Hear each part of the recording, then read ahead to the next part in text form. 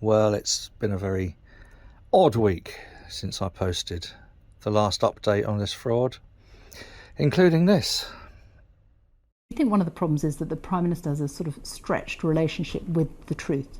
Not at all. He said that the government is cutting crime by 14%. It isn't true, because he hadn't included in that figure, and this is the chair of the UK Statistics Authority who said that, he had not included in that figure fraud and computer misuse. And the UK chair of the Statistics Authority says if fraud and computer misuse are counted in total crime, as they should be, total crime, in fact, increased, not decreased, by 14%.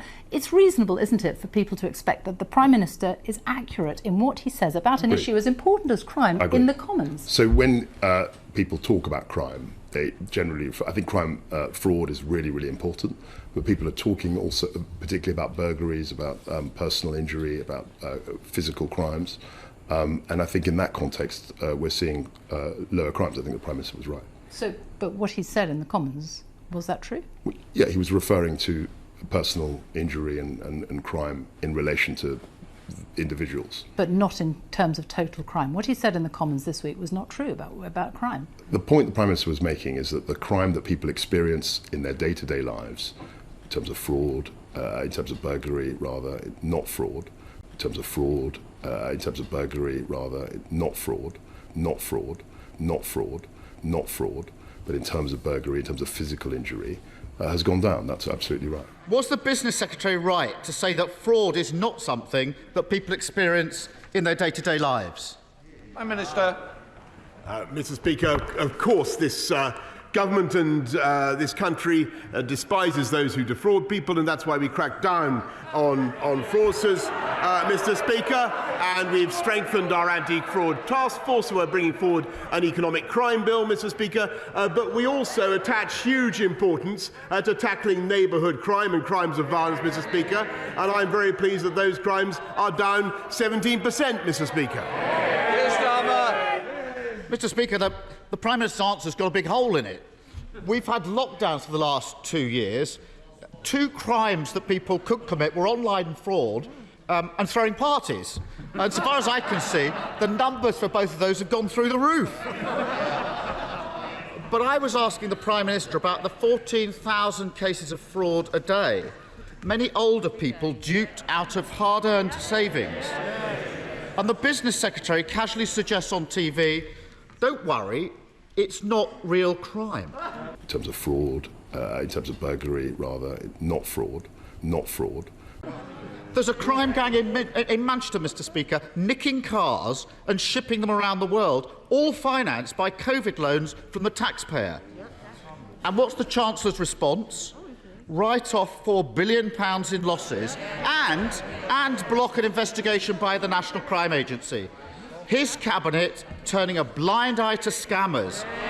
Is it any wonder that his anti-fraud minister realised no one in government seemed to care and threw in the towel?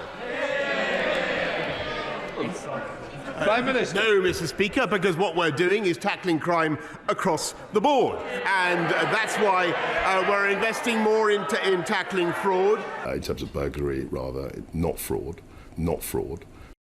Anyway, a quick update.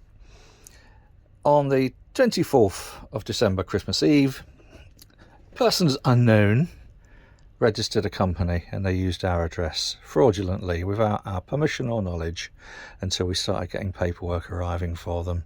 On the 28th of December, they registered a website, heranos.co.uk, and they've been running a scam hair products, hair dryers, curling tongs type thing from there ever since.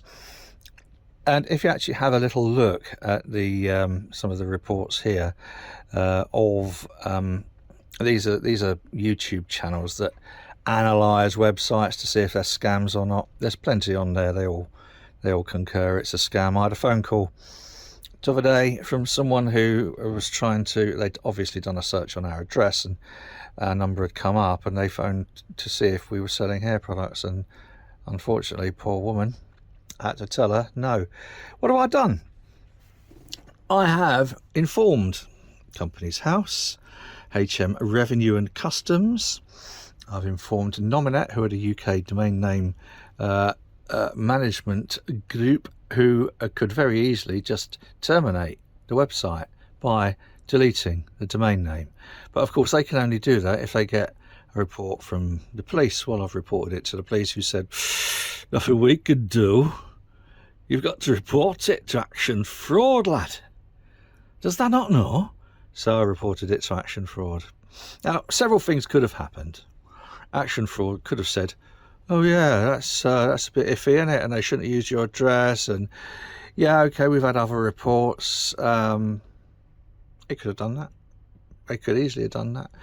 Companies House, by the way, they were very good when I spoke to them. They said, what we need to do, when we get your RP at 07, which is you telling us that they've used the address fraudulently, we'll then send you a letter out addressed to them asking for proof that they're allowed to use your address. If we don't get anything back in 30 days, we start the process of striking the company off. Look, guys, everybody, please. This is just going to drag on for months. Why is it such an issue for anybody to do anything about this? Anyway, I'm not well enough at the moment, as some of you will know. I've got health issues. I'm not well enough at the moment to do any more about this, really. I'll keep an eye on it.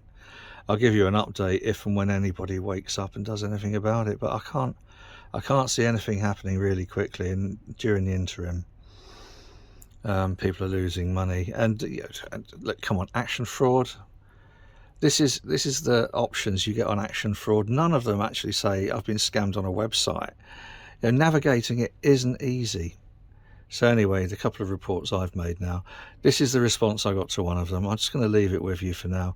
I'm feeling really depressed by it all, and very, very sad that nobody's taking fraud seriously, despite what the great liar Boris Johnson has said. He seems more interested in trying to sling mud around whether or not Keir Starmer should have prosecuted Jimmy Savile. What an absolute...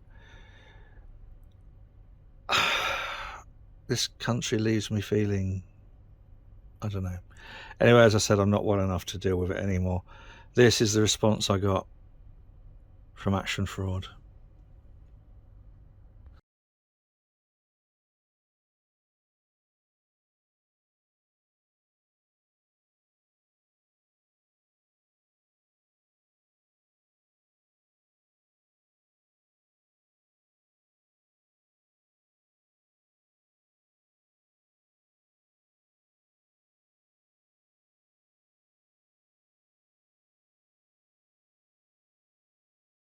In terms of fraud, in terms of burglary, rather, not fraud, not fraud, not fraud, not fraud.